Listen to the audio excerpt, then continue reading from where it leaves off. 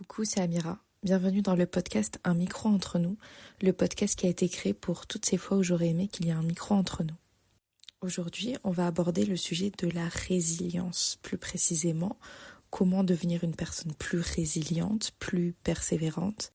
Et je suis hyper contente d'enregistrer cet épisode aujourd'hui parce que c'est une des raisons pour laquelle je voulais partager, notamment en podcast, mais pas que. J'ai toujours voulu motiver les gens parce que moi, dans ma vie, j'ai un petit peu manqué de clés et j'ai dû les trouver seule pour être motivée et pour pouvoir surmonter certains obstacles. Et je vais commencer par une phrase. Je sais pas trop comment on peut appeler ça. C'est des phrases que je trouve sur Pinterest. On dit souvent que ce sont des citations. Et ça va être un peu la ligne conductrice de l'épisode. Je vais vous lire beaucoup de phrases. Donc la phrase c'est: un jour tu raconteras comment tu as surmonté les obstacles de ta vie et ce sera le guide de survie de quelqu'un. Donc j'espère que ce sera ton guide de survie, que tu pourras l'écouter à chaque fois que tu en as besoin. Et l'objectif c'est de te créer une mentalité de guerrier, de guerrière. Je ne laisse pas tomber. Je suis déterminée, je reste concentrée sur mon objectif.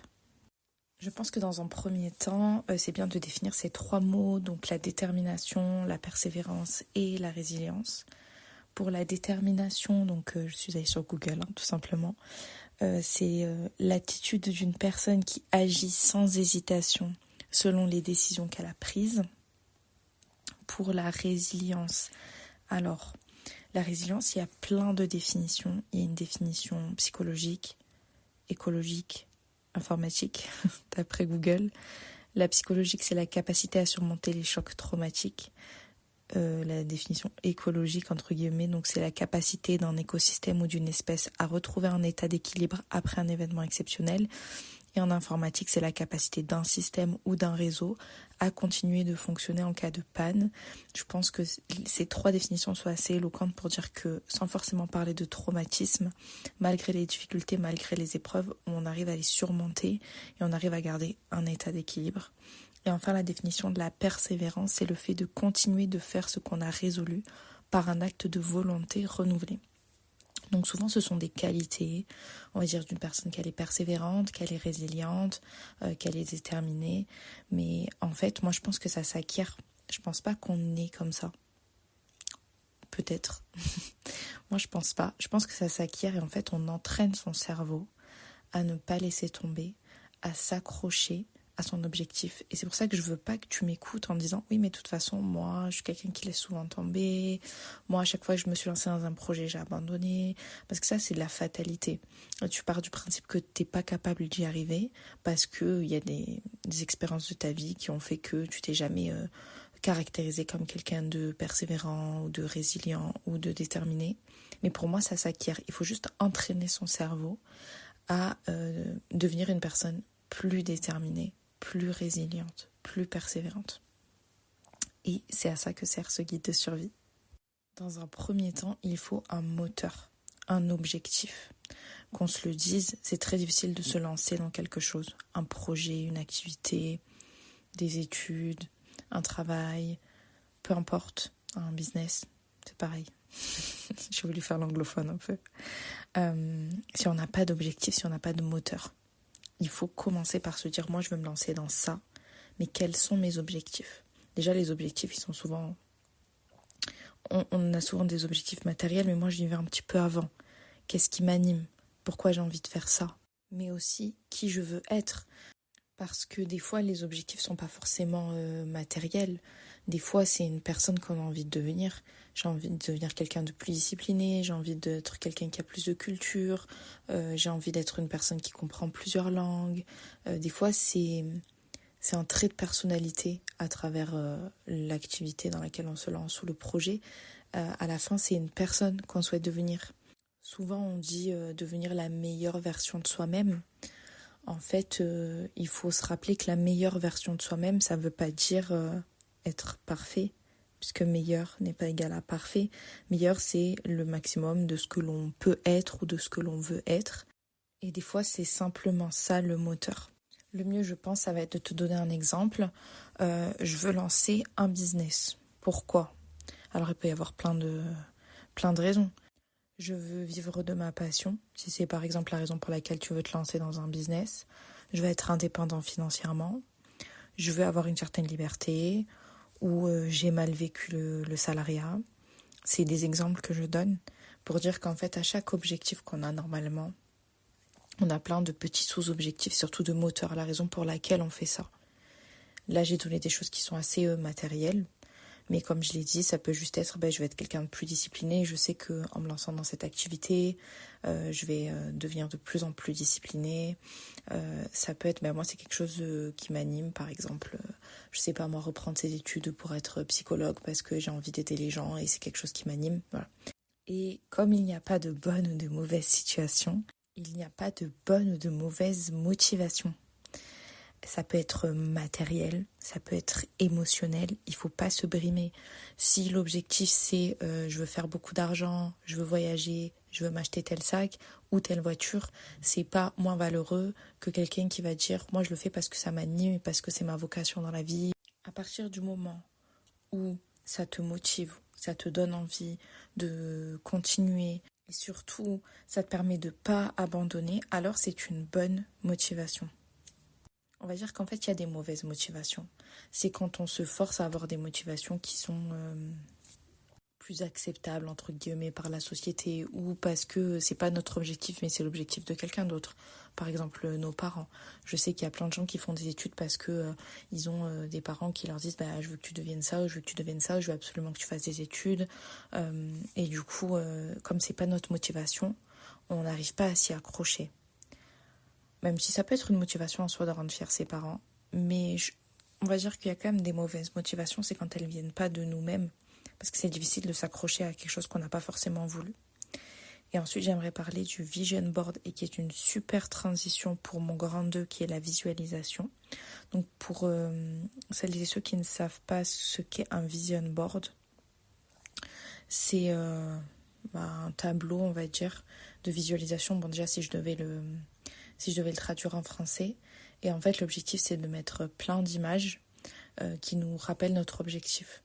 Donc, je sais pas si... on va reprendre un exemple très matériel. Si l'objectif, c'est d'avoir plein d'argent, de voyager, d'acheter une voiture, sur le vision board, on va mettre des liasses de billets, un avion, peut-être les lieux qu'on veut visiter en photo, la marque de la voiture qui nous plaît. Et en fait, l'objectif avec ce vision board, c'est de le regarder. Il y en a qui le mettent en fond d'écran, d'ordinateur, de téléphone. Il y en a qui l'impriment et qui l'affichent chez eux. L'objectif, en le regardant, c'est que ça génère une certaine motivation en disant voilà, c'est ça mon objectif, c'est ce que je veux. Je t'avouerai que moi, j'ai déjà essayé plein de fois de faire des vision boards et ça marche pas trop pour moi. Je pense que ça dépend des gens. Il y en a qui ont peut-être besoin de visualiser avec les yeux. On va voir plus tard qu'on peut ne pas visualiser avec les yeux. Et il y en a qui n'en ont pas besoin, ce qui est mon cas. Mais ça peut permettre d'aider, surtout quand c'est des objectifs qui peuvent être dessinés, parce que ça peut être un dessin aussi. Je t'encourage à aller regarder, taper sur Google ou sur Pinterest Vision Board pour voir un petit peu à quoi ça ressemble. Quand c'est des choses très physiques, en général, c'est très facile de faire des Vision Boards. Certains conseillent d'en faire sur 5 ou 10 ans. Je trouve que c'est beaucoup. Des fois, 5 ans, ça fait très très long pour se visualiser. Des fois, il faut juste se dire, moi, j'aimerais bien que, pour reprendre l'exemple du business, une fois que je me suis lancée dans ce business et que ça fonctionne, je peux partir voyager quand je veux, visiter, je sais pas moi, l'Asie par exemple. Donc ça vaut le coup de mettre des images des différents pays d'Asie qui nous intéressent, des avions, voilà, pour se motiver et se rappeler la raison pour laquelle on s'est lancé. En fait, c'est vraiment une transition entre le grand 1 qui est le moteur, parce que finalement ça c'est le moteur, et le grand 2 du coup qui est la visualisation. L'objectif, ça va être de visualiser en détail l'objectif. Donc, effectivement, on peut le visualiser avec ses yeux, notamment avec un vision board, mais on peut aussi tout simplement se l'imaginer. Alors, moi, j'en avais entendu parler il y a très longtemps de ça. Apparemment, je ne sais pas si c'est vrai, il y a des athlètes qui se visualisent en train de passer la ligne d'arrivée, d'être premier, de gagner la médaille d'or, etc. Et ça les aide beaucoup à garder une certaine motivation. Et c'est comme ça que j'en avais entendu parler. L'objectif, en fait, c'est de fermer les yeux. Donc quand c'est pas, je rappelle, visuel, de fermer les yeux et de s'imaginer avec les choses qui font partie de notre objectif, ce qui constitue notre moteur en fait. Et donc se l'imaginer physiquement. Alors comme je disais, ça peut être matériel comme une voiture, mais ça peut être aussi et surtout le plus important, c'est les sentiments que ça nous génère. Est-ce que je suis fière? Est-ce que je suis contente? Est-ce que je suis heureuse? Est-ce que je suis émue? Qu'est-ce que je ressens en fait? Et je m'imagine ce que je ressentirais en me retrouvant face à la réussite de mes objectifs. Et c'est super important parce qu'en fait l'objectif c'est que le cerveau devient accro à ses sentiments et qu'il souhaite les retrouver. Quand on se laisse envahir par ces émotions-là, c'est très difficile, je pense que c'est presque un état méditatif.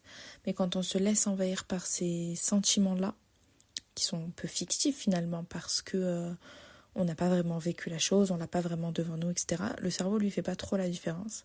Et donc il va être accro à cette sensation-là, il va vouloir la retrouver. Donc en fait, l'objectif, c'est aussi de motiver votre cerveau à le vouloir. Moi, j'ai un exemple de visualisation que j'ai faite il y a quelques années. Je rigole un petit peu parce que, avec le recul, je trouve ça un petit peu ridicule. Mais c'est un peu ridicule parce qu'aujourd'hui, j'allais dire quasiment 30 ans. Non, il me reste quelques années. J'ai presque 28 ans et je me rends compte entre-temps de toutes les difficultés auxquelles j'ai dû faire face, notamment dans le monde universitaire. Et donc à côté, ça me semble un peu mignon parce que c'était pas aussi important que ça en avait l'air pour moi à l'époque. Quoique, il n'y aurait pas eu de monde universitaire sans ça. Mais bon, je te partage quand même cette anecdote en espérant que tu te moqueras pas trop de moi. Donc déjà, pour celles et ceux qui ont écouté mon épisode de podcast, soit je gagne, soit j'apprends mon parcours. Je parle de mon parcours scolaire et universitaire et j'explique que ça a été très difficile pour moi de passer le bac parce que j'étais pas du tout dans la bonne filière. Si vous voulez les détails, n'hésitez pas à aller écouter cet épisode de podcast. J'étais pas du tout dans la bonne filière et c'est vrai que j'étais pas mal entourée de personnes qui pensaient que j'y arriverais pas. C'est un bon moteur ça parfois. Un autre exemple de moteur, prouver aux gens qu'on est capable.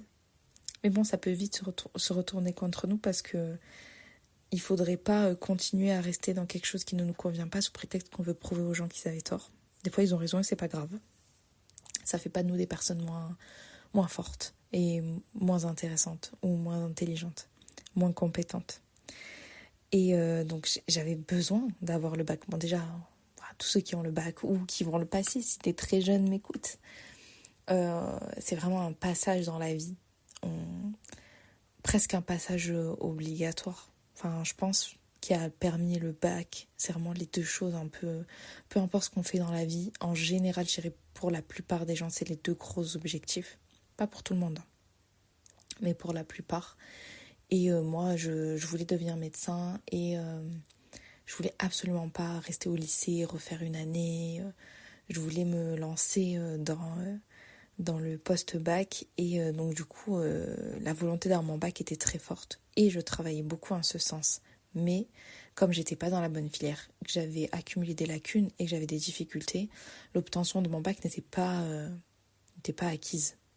Il y avait de fortes chances au vu de mes notes sur mon année de terminale que je ne l'ai pas et que je passe au rattrapage. Et je me souviens de ma prof de maths qui pas beaucoup foi en moi, qui me disait qu'en gros, si je voyais mon nom sur les listes, donc soit les listes de rattrapage ou les listes d'admission, peu importe, ce serait un miracle. Voilà. Très, très agréable. Et donc, je travaillais beaucoup, mais j'avais besoin de beaucoup de motivation. Et comme je l'ai dit en introduction, ma motivation, j'ai dû la trouver toute seule parce que je ne pouvais pas la tirer de mon entourage. Exemple, ma prof de maths, qui n'est pas mon entourage, mais il n'empêche que c'est quand même dur. Donc j'ai dû trouver cette motivation toute seule et donc j'avais entendu parler de cette histoire de visualisation, les athlètes et tout, et je me dis finalement qu'est-ce qui me différencie des athlètes? Plein de choses. Et en fait je me suis mise à me visualiser en train d'arriver devant les panneaux des résultats et en voyant mon nom sur la fiche admis, parce que voilà, il faut visualiser on the top. On ne commence pas à visualiser, donc pour mon exemple, les rattrapages. Non, on visualise on visualise l'obtention du bac. Et donc, d'ailleurs, pour voir à quoi ça ressemblait, je me souviens que j'avais regardé des vidéos sur YouTube, j'avais tapé résultat du bac. Et vous savez, enfin, je sais plus si ça se fait toujours. Mais en tout cas, à mon époque, sur les chaînes d'infos classiques, le jour des résultats du bac, ils allaient toujours filmer dans les lycées, voir les gens qui pleuraient. Il y avait toujours le mec qui avait 21 sur 20. On voyait les gens qui sautaient dans les bras, qui étaient contents, les gens qui pleuraient parce qu'ils allaient au rattrapage ou qui n'avaient pas leur bac, etc. Et donc, j'avais regardé 2-3 vidéos pour voir un petit peu comment ça se passait, parce que finalement, je ne savais pas. Et en fait, je me visualisais et vraiment, je pleurais. Parce qu'en fait, je m'imaginais vraiment voir mon nom sur la feuille. Après tout le travail, après toutes les difficultés, après le fait que personne pensait vraiment que j'allais y arriver. Hein. Et donc je me visualisais devant cette feuille, ce panneau-là de résultats. Et je pleurais, mais toute seule dans ma chambre, je pleurais parce que j'étais émue et fière alors que j'avais pas encore eu mes résultats du bac, parce que j'étais en train de réviser. Et en fait, ces sentiments-là, ils me galvanisaient. Je me disais, ok, je veux ressentir ça, je veux vivre ça, je veux me retrouver devant les résultats du bac et avoir mon bac, je le veux.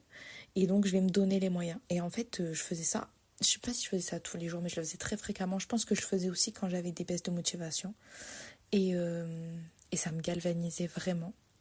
Et donc, du coup, j'ai eu mon bac. Je l'ai eu au rattrapage. Mais alors, je l'ai eu au rattrapage, j'avais 11 points rattrapés. 11 ou 2. Ah, j'ai un doute maintenant. Non, il me semble que c'est 11 parce que 2, ils auraient vraiment déconné quand même. Pour 11 points, ils m'ont pas donné mon bac, j'avais 9,88, 90, je sais plus. Bon, c'est plus pareil que le bac de maintenant, je sais pas trop comment ça se compte maintenant, mais bon, il y avait des points et il me semble, admettons que pour avoir 10, il fallait... il faut que je fasse des maths là. Il fallait faire 611 et moi j'avais 600 quoi en gros. Ils ont un peu abusé, ils auraient pu me le donner pour si peu, mais bon, j'ai eu mon bac. J'ai pas eu besoin de le repasser, de refaire une terminale, etc. Et c'est l'essentiel. Et je vais pas dire que c'est la visualisation qui a fait ça, puisque c'est mon travail. Mais je pense que ça m'a aidé à rester motivée et ça m'a beaucoup galvanisée. Donc cet exemple-là, légèrement ridicule, pour te montrer d'une manière un peu pratico-pratique comment est-ce que tu peux te motiver à travers la visualisation.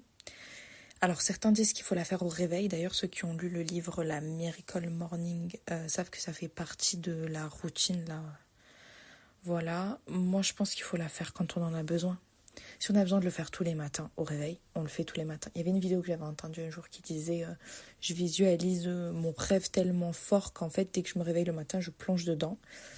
Voilà, s'il y en a certains qui en ont besoin de le faire le matin, certains le soir avant d'aller dormir, certains peut-être avec le vision board, du coup.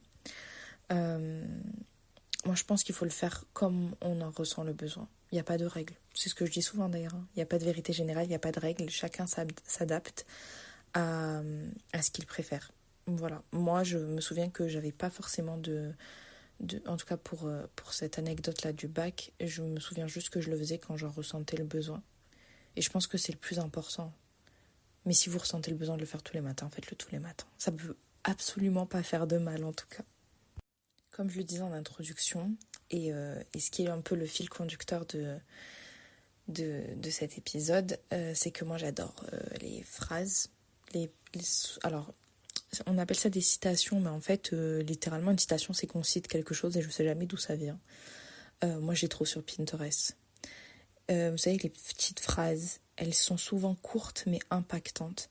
Soit elles sont motivantes, soit elles décrivent exactement ce qu'on ressent. Moi, j'adore ça. Alors, autant je suis pas vision board, autant je suis très, citation, phrases motivantes, etc. C'est vraiment mon truc. Je sais qu'il y a 2 écoles, ou 3 même. Je pense qu'il y a ceux qui trouvent ça ridicule, qui trouvent ces phrases un peu genre développement personnel à la con. Et si c'est ton cas, t'as le droit. Il y en a qui s'en foutent. Quand ils les lisent, ça leur fait rien, mais ils n'ont pas un avis négatif. Et il y a ma team, et gens comme moi qui adorent ce genre de phrases. Pour te dire à quel point j'adore ça, je pourrais arrêter absolument tout mes thèmes de podcast pour juste lire des phrases que j'ai trouvées sur Pinterest. Voilà. Pour l'anecdote, j'ai, on appelle ça comment sur Pinterest, des épingles. Et sur Pinterest, j'ai 2600 épingles qui contiennent des phrases, des citations, pas que de motivation, de plein d'autres choses. Et j'adore ça. D'ailleurs, pour ceux qui m'ont sur Instagram, vous savez très bien que sous toutes mes photos, il y a une petite phrase comme ça. Ouais. Je parle de mon Instagram privé. Mais j'aimerais bien, sur le Instagram d'un micro entre nous, en mettre de temps en temps, parce que je trouve que ça peut être motivant. Donc j'entends que pour ceux qui sont de la première team, c'est-à-dire qui trouvent ça un petit peu ridicule, la suite de l'épisode va être un peu difficile à écouter, je suis désolée. Mais pour les autres, surtout, n'hésitez pas à me dire si c'est quelque chose qui vous plaît, parce que je le ferai plus souvent dans ces cas-là. Parce que moi j'adore, mais je peux vraiment passer ma journée à lire ces phrases et j'ai envie de les partager aux gens. Oh regarde, cette phrase elle est trop belle, oh regarde, cette phrase elle est trop vraie. Bon là c'est une grosse parenthèse, mais j'ai pas l'impression que les gens, ça les touche comme moi, ça me touche. Alors du coup, pour pas les saouler, c'est une petite passion cachée. J'en parle à personne. Mais si je peux trouver à travers Internet des gens qui aiment autant ce type de phrase que moi, s'il vous plaît, dites-moi-le. Sur Instagram, sur TikTok, un micro entre nous. Donc, là, c'est un peu personnel, du coup, parce que c'est ce qui, moi, m'aide, mais donc les phrases qui permettent de garder un petit peu son moteur. Pour moi, c'est des phrases qui sont fortes, qu'on peut mettre en fond d'écran, qu'on peut accrocher ou qu'on relit de temps en temps. Moi, j'ai des affiches au-dessus de mon bureau qui me permettent de rester motivée juste à lever la tête et je les lis. J'en ai certaines en fond d'écran de téléphone. Moi, je m'organise, comme je l'ai dit dans mon épisode sur l'organisation, sur l'application Notion, et j'en mets aussi. L'objectif, c'est d'en retrouver un petit peu partout et de me redonner un petit coup de boost. Comme j'ai dit, moi, je suis pas très vision board, mais par contre, les phrases motivantes, c'est vraiment mon vision board à moi, en fait. Voilà. C'est pour ça que finalement, un vision board, ça peut s'accrocher, ça peut se mettre en fond d'écran, mais c'est pareil pour ces phrases-là qui vont nous donner un petit coup de boost. Du coup, j'ai 2 exemples de ce genre de phrases qui, pour moi, sont des phrases qui nous donnent envie de nous dépasser. Et qui nous donne cette mentalité-là que je disais au début, un peu de guerrier, de guerrière, de je suis indestructible, je suis imbattable, mon objectif est devant moi, et quoi qu'il arrive, et peu importe ce qui se passe, je vais le garder. C'est un peu cette mentalité-là que j'aimerais vous aider à obtenir, parce que quand on a des objectifs, surtout quand ils sont longs, quand ils sont difficiles, d'avoir cette mentalité de guerrier, de guerrière, je vais y arriver, quoi qu'il arrive, peu importe ce qui se passe, et de romantiser même un petit peu ça. Se donner un côté un peu main caractère, un peu personnage principal. Genre moi, il y a rien qui m'arrête. Et donc j'ai 2 phrases en ce sens. La première, c'est « La question n'est pas qui va me laisser faire, mais qui va m'arrêter ». Dans cette idée un peu main caractère. La deuxième, c'est « À toutes les portes qui se sont fermées devant moi, je reviendrai pour acheter le bâtiment ». Celle-là, je suis tombée dessus il n'y a pas longtemps. J'avoue, je l'aime trop. J'en ai mis que 2. Je suis sympa. Mais bon, s'il vous plaît, dites-moi si ça vous plaît. Parce que je pourrais vraiment en mettre partout dans tous mes épisodes.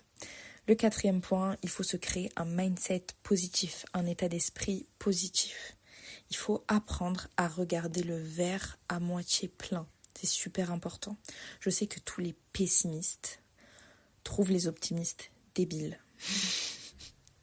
Mais en fait, la différence entre le pessimiste et l'optimiste, c'est que l'optimiste, il se contente et il est heureux de ce qu'il a, alors que le pessimiste est un éternel insatisfait. Donc, peut-être que les optimistes, nous sommes des imbéciles heureux, mais nous sommes heureux. Et on n'est pas imbéciles. Donc, il faut toujours apprendre à regarder le verre à moitié plein. Je ne regarde pas le verre en me disant « Oh non, il y a la moitié qui est vide, il me reste plus que la moitié. » Non, je regarde mon verre et je me dis « Ah, j'ai encore la moitié de mon verre là. Il me reste encore quelque chose de positif. » On envisage les difficultés comme une montagne à gravir. On apprécie chaque pas qui s'éloigne du départ et qui s'approche de l'arrivée. L'objectif avec un état d'esprit positif, c'est de se dire et de se répéter « Ça, c'est une petite victoire. Ça, c'est bien. Ça, j'étais pas capable de le faire hier et aujourd'hui j'y arrive.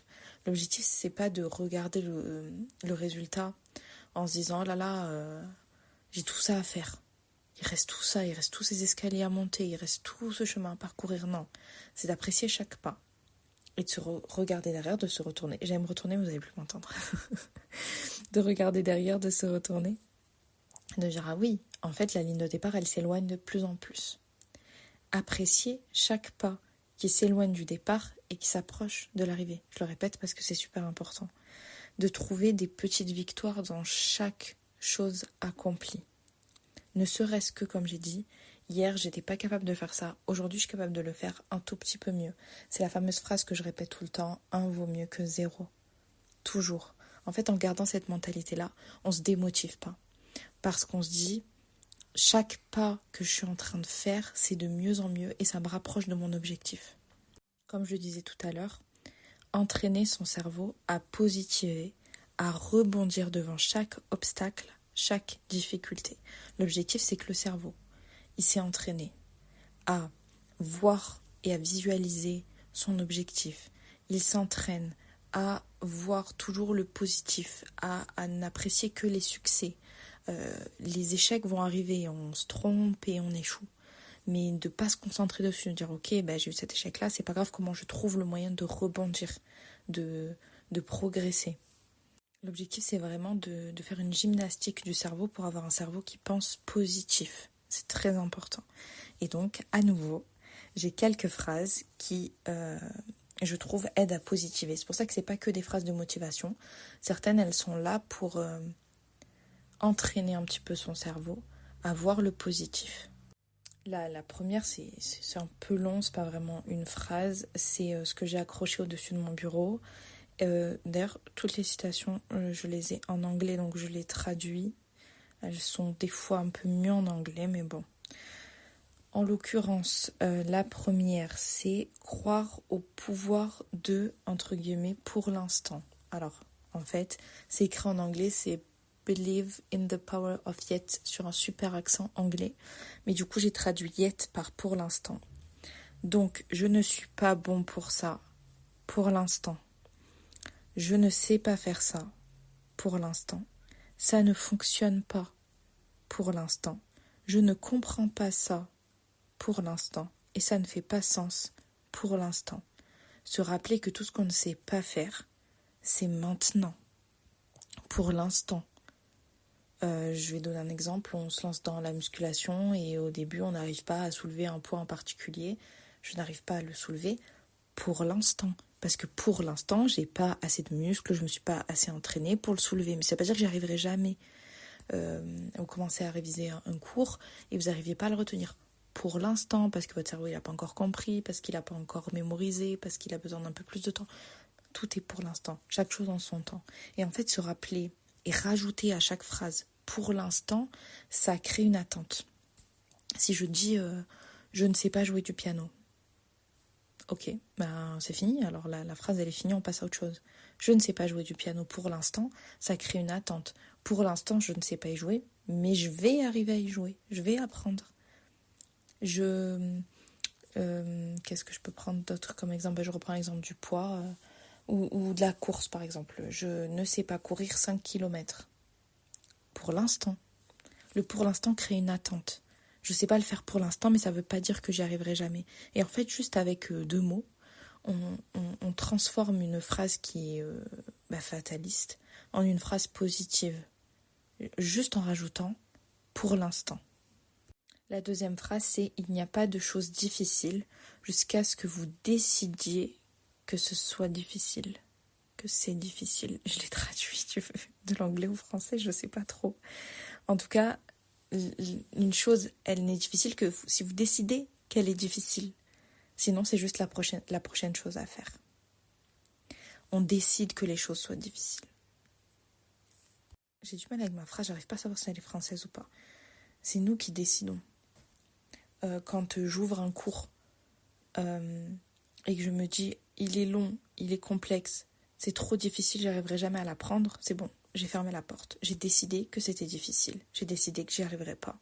Alors que déjà, si on reprend la mentalité d'avant, c'est difficile pour l'instant. Je n'y arrive pas pour l'instant. Je ne le comprends pas pour l'instant. Je dis pas qu'on n'a pas tous des difficultés dans des domaines, etc. Mais il y a plein de choses dans lesquelles on décide juste que c'est trop difficile pour se lancer. C'est notre décision. En soi, c'est juste la prochaine chose à faire et il faut qu'on trouve un moyen de le faire. Et c'est plutôt dans cette mentalité-là qu'il faut aller. Il ne faut pas se dire, ok, ça c'est trop dur, j'y arrive pas, ou j'y arriverai jamais. Au-delà du pour l'instant, c'est de se dire, je vais juste trouver un moyen de le faire, c'est tout. Je vais juste trouver un moyen d'y arriver. Je n'arrive pas à courir 5 km pour l'instant. Quel moyen je vais trouver pour courir ces 5 km, pour aller faire un marathon par exemple? Je vais trouver un moyen. Mais si je décide que c'est trop difficile, je vais laisser tomber avant même d'avoir essayé. La prochaine, en fait, j'en ai un petit peu parlé tout à l'heure. La phrase, c'est oui, tu as encore un long chemin à parcourir, mais tu as vu tout le chemin déjà parcouru. C'est ce que je disais tout à l'heure, on se retourne et on regarde le chemin qu'on a parcouru.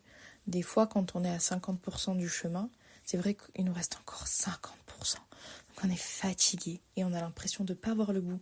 Mais en fait, il faut se retourner et se dire, ah oui, mais il y a déjà 50% qui est fait. Et en fait, le pas que je vais faire en plus, j'aurai fait 51% et il m'en restera 49%. Et donc, j'aurai fait plus de chemin parcouru qu'il ne restera de chemin à parcourir. La phrase d'après, c'est quand tu te concentres sur les problèmes, tu as d'autres problèmes. Quand tu te concentres sur les opportunités, tu as d'autres opportunités. Et ça, c'est super important. Ça reste dans ce mindset positif, c'est où est-ce que tu mets ton focus, où est-ce que tu mets ta concentration. Si tu te concentres sur les échecs, tu ne vas penser qu'à tes échecs. Si tu te concentres sur tes réussites, tu ne vas penser qu'à tes réussites. Et tes réussites, elles vont te galvaniser. Elles vont te dire, ok, ça, j'y arrivais pas à un moment T. Je vais reprendre l'exemple de la course. J'arrivais pas à courir 1 kilomètre, maintenant j'arrive à courir 1 kilomètre. Donc il n'y a pas de raison que maintenant j'arrive pas à courir 2 kilomètres en retravaillant de la même manière, en faisant plus d'efforts. Et donc on va vers le pas suivant et l'objectif suivant. Mais si on s'était dit qu'en un mois on allait courir 1 kilomètre, on a mis 2 mois et qu'on se concentre que sur l'échec, vous avez vu, c'est une question de point de vue en fait. Je me concentre que sur l'échec. Ah ouais, moi je m'étais dit qu'en un mois j'allais courir 1 kilomètre, mais en fait j'ai mis 2 mois à courir 1 kilomètre, c'est trop dur, voilà, 2 kilomètres ça va être encore difficile, etc. Pareil, on s'arrête avant même d'avoir commencé parce que on se concentre sur l'échec alors que c'est qu'une question de point de vue. Moi je vais me concentrer sur j'ai réussi à courir 1 kilomètre alors qu'avant j'y arrivais pas. J'ai mis 1 mois, 2 mois, 6 mois, c'est pas la question. La question c'est de savoir j'ai réussi à courir 1 kilomètre. J'ai réussi à courir 1 kilomètre. Super. Je vais passer au kilomètre d'après parce que mon objectif c'est 5. Alors petite parenthèse, je crois qu'il y a un petit bruit de fond. Je pense que j'habite à côté de Bob le bricoleur. Tous les jours il y a des travaux autour de chez moi. J'en ai marre. Je fais que mettre pause à chaque fois. C'est insupportable. J'ai fermé la porte. Normalement ça devrait pas s'entendre ou ça devrait s'entendre très très bas. Je suis extrêmement désolée si c'est désagréable. Mais franchement, sinon, je n'enregistre jamais. Donc, parenthèse fermée, voilà pour la concentration. Il faut toujours se concentrer sur les réussites, le positif, comment est-ce que je peux progresser, comment est-ce que je peux faire mieux, et pas se concentrer sur les problèmes, sur les difficultés, sur les impossibilités, parce qu'en fait, ça ne fait que nous ralentir. Et en parlant de ralentissement, la dernière phrase, c'est un long processus, mais abandonner ne l'accélérera pas. Cette phrase, je l'ai lue il n'y a pas si longtemps et elle m'a un peu frappée parce que je me suis dit, c'est vrai que des fois, quand quelque chose prend trop longtemps, j'ai envie de laisser tomber parce que je me dis, de toute façon, c'est long. Bah ouais, mais du coup, tu n'y arriveras jamais parce que tu as laissé tomber. Ça va pas aller plus vite parce qu'on s'arrête en fait. Par exemple, on veut perdre du poids. C'est long de perdre du poids sainement. Rééquilibrage alimentaire, faire du sport, manger correctement mais de manière équilibrée, se faire plaisir, etc. C'est long, très très long, surtout quand on a beaucoup de poids à perdre, c'est long. Et encore plus si on a des facteurs aggravants pour la perte de poids, donc c'est long. Mais du coup en fait, c'est tellement long de perdre du poids que je m'arrête. C'est bon, j'arrête de faire attention, j'arrête de faire du sport parce que de toute façon c'est trop long. Du coup, tu n'y arriveras jamais. Ça va pas aller plus vite parce que tu t'arrêtes. Et cette phrase, je l'ai entendue récemment et elle m'a frappée. Je l'ai entendue récemment. Non, je l'ai lue sur Pinterest. Voilà la vérité. La question que tu dois te poser maintenant, c'est ok Amira, mais comment est-ce que je mets ça en pratique au quotidien ? Déjà, ce que je disais, vision board ou citation, peu importe, il faut du visuel. Il faut définir son moteur. Je vais plutôt commencer par là d'ailleurs. Définir son moteur, ses motivations, les mettre à l'écrit, notes du téléphone, papier, bloc-notes, Word, peu importe. Mettre à l'écrit toutes ses motivations.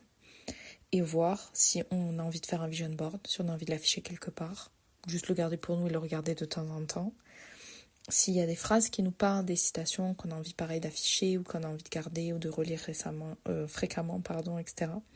L'objectif, c'est qu'à la vue de ces choses-là, ça nous fasse un rappel et que soit on le voit parce qu'on l'a mis dans notre environnement.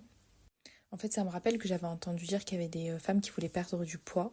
Ce qu'elles faisaient, c'est que sur leur frigo, soit elles mettaient des photos d'elles quand elles étaient plus minces, par exemple, ou des photos d'une femme à laquelle elles aimeraient ressembler physiquement, ou à l'inverse, une photo d'elles quand elles avaient beaucoup de poids pour leur dire « Ok, t'as envie d'ouvrir le frigo et de manger n'importe quoi, mais en fait, tu vois ces photos-là et ça te rappelle ton objectif. » Et en fait, le tout, c'est ça, c'est que si c'est dans notre environnement, il faut que ça nous frappe. Il faut qu'on ait, ça nous fasse un rappel de motivation. Et l'environnement, ça peut être le frigo, ça peut être au-dessus de son bureau, dans sa chambre, ça peut être dans son téléphone, ou se dire juste, je vais consulter mon vision board ou ces petites phrases quand j'en ressens le besoin, quand j'ai une baisse de motivation. Donc ça, c'est le premier point, c'est vraiment de se créer un rappel. Et ensuite, je pense que si tu considères que tu n'as pas une mentalité qui est à la base encline à être très persévérante, c'est une mentalité résiliente, déterminée. Alors au début, je pense qu'il faut se faire une petite routine. Et alors la routine, ça peut être tous les matins, tous les soirs, une fois par semaine, peu importe. Encore une fois, moi je rappelle qu'il n'y a pas de vérité générale, chacun s'adapte à ce dont il a besoin. Et d'écrire, pareil, où on veut, carnet, Word, note du téléphone, peu importe. Dans mes DM Insta, pourquoi pas. De répertorier les éléments de la journée ou de la semaine liés à notre objectif, mais pas que. Voilà, des choses qu'on a réalisées.